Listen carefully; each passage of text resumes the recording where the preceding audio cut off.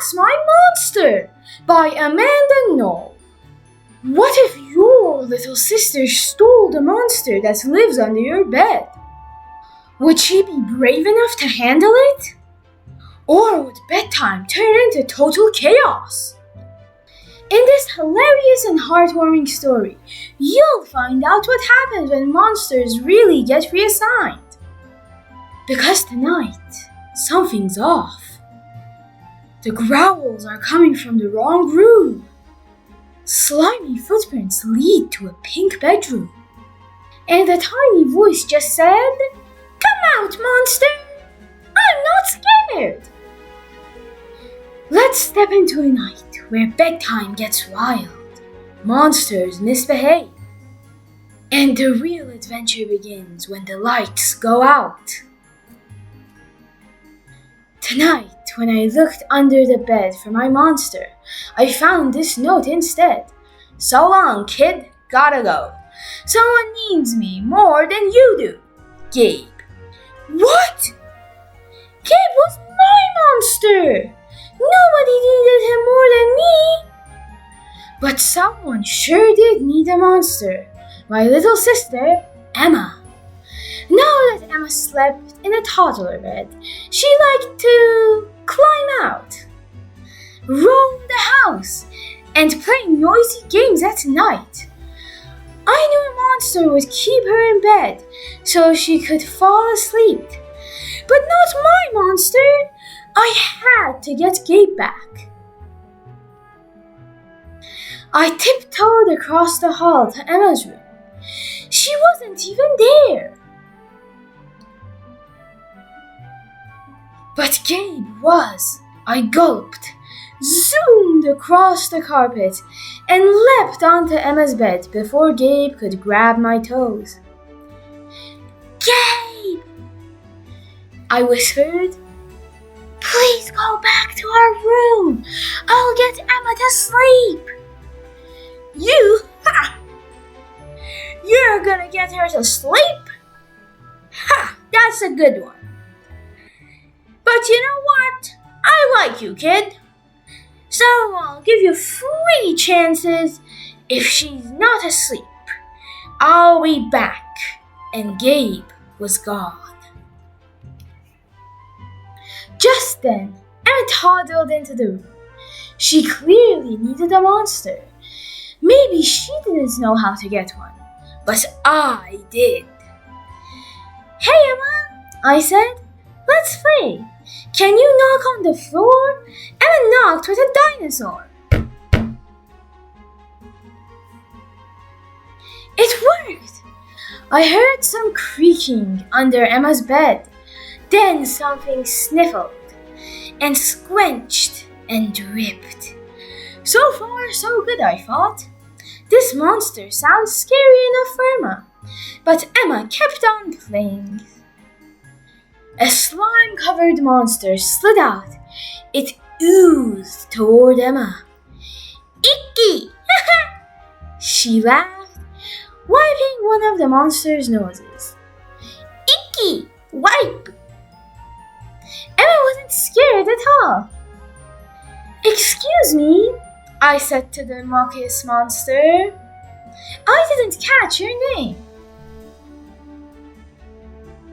"My name is Agatha," she said through stuffed noses. "Time for bed, Emma." Emma giggled and wiped some more. I knew this wouldn't work. "Thanks, Agatha. Nice try. But I think we need a monster with claws." Agatha snuffled. And then she was gone. "Emma," I coaxed again. "Knock, knock." She knocked the floor with a teapot this time. And I heard some creaking. Then a slippery tail slithered out from under the bed. The second monster rasped, "I'm Cynthia." Much better, I thought, when I saw the jagged claws. Cynthia might be the perfect monster for Emma. But Emma blinked and said, "Pretty!" Then she decorated Cynthia's tail with bracelets. "Ugh!" Cynthia snarled. "I'm not here to play dress up. I'm here to scare you into bed." Cynthia rattled louder, but Emma danced to the beat. "Sorry, Cynthia," I said. "This isn't going to work." "Well, I never!" She sniffled, and then she was gone. "Cynthia, come back!" Emma demanded, stomping on the floor. Excellent, I thought. Maybe that would summon the perfect monster for Emma. Tentacles swarmed from under the bed, and an icy voice called, "Who?" I shrank back in horror, but Emma was enchanted. "Who's out of bed?" The monster continued, "Come to Vladimir." Emma high-fived one of the tentacles, and the third monster enraged.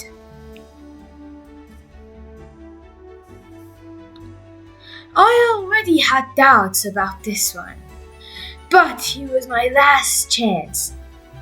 "Vladimir?" I asked. "Can you get Emma to sleep?" Yes. Yes, he hissed, reaching for Emma. "I can get her." Emma giggled and hopped over the tentacles like jump ropes. "Oh no!" I bluttered. "She's not supposed to be having fun. This will never work." Vlad's tentacles dropped. He sunk under the bed, and he was gone. "Sorry, Vlad," I called. Boy, was I sorry. I was about to lose Gabe. Forever. Now Emma was coloring and singing.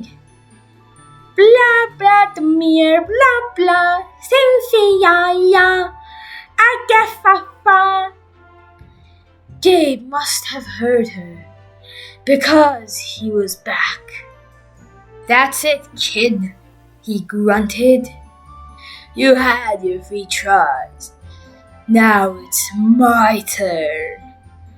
Gabe's green ooze sizzled across the floor as he growled, "Put the crayon down.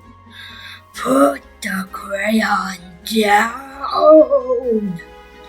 Emma peered at my hulking, sharp-clawed monster and said, "Fussy!" "Hey, Gabe," I cheered. "Emma isn't afraid of you." "What?" Gabe burst out from under the bed and loomed over Emma. Steam sprouted from his ears. "Get into bed!" he thundered.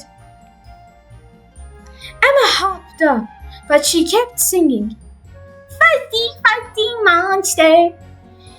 "Gabe," I said, "Emma's not scared enough to fall asleep. Please, let's go back to our room." "No can do, kid," Gabe growled. "I may not be the perfect monster for Emma, but I'm the best so far. At least she's in bed now. I gotta stay here. You're on your own." I knew Emma needed Gabe, but he was my monster. How was I ever going to get to sleep without him? Just then we heard a tiny noise.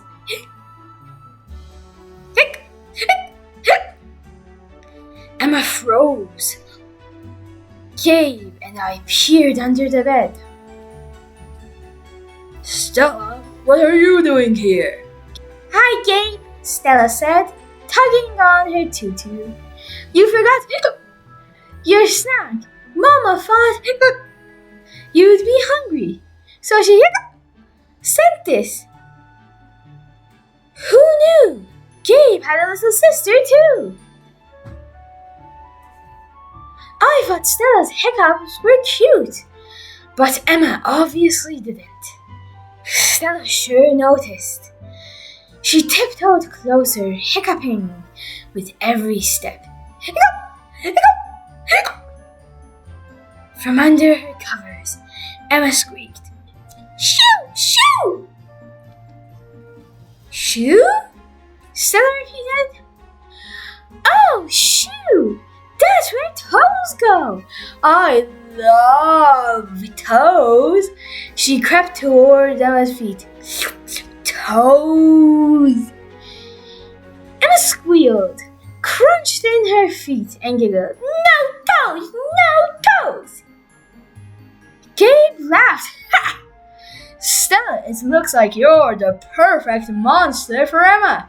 Now, if you don't mind, you can get her to sleep, while I get back to what I do best." Stella nodded. "Hiccup!" I sighed with relief and switched off Emma's lamp. Then I ran to my room, leapt into bed, and scrunched in my feet so Gabe couldn't get them. I shivered happily.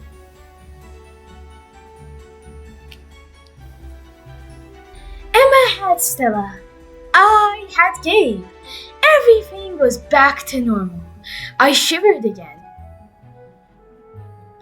We'd all be asleep in no time.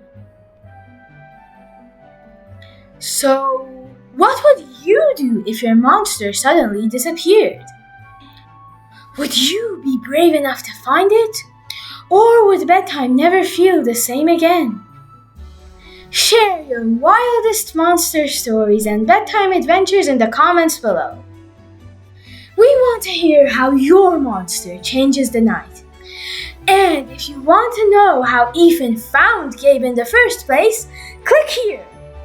But if you want to know what happens when Gabe goes on vacation, click here. The end.